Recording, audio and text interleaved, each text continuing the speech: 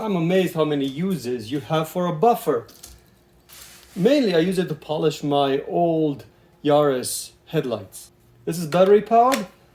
I didn't need anything powerful. And actually I didn't need something powerful because I don't want to scratch or destroy things. And this one is mild enough to do that. These are the polishing wheels. So you have a flat one, you have one like this. You also have one of these. And they're very, very easy attachments. All you have to do is just put it on like this. And now you have a polishing tool. I'll show you how I do my headlights. My headlights in the sun, they get really very foggy. And this thing just takes care of that. Foggy over here. And then we're gonna polish it real quick. You'll see how nice it's gonna come out. For that, you need some water. Toothpaste, of course. You need toothpaste for polishing your headlight. And the polisher itself. Check this out.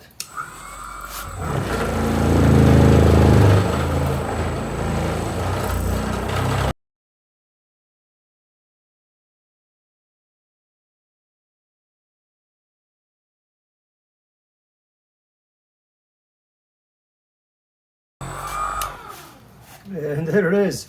Battery still full on this thing. And now we're gonna have to wipe it off with a paper towel and see what we did. And here it is.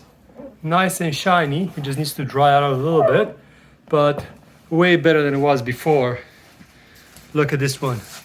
You see how ugly and foggy this one is? It's not gonna last forever, so that's why it's good to have the polisher, because it takes a couple of times to do it, and then once it goes foggy again, you just use it again. So this is pretty awesome. I really, really like this polisher.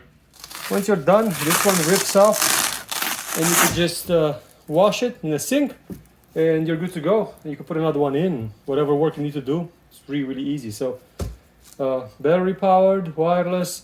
It has adjustable speed, so you can have more or less speed.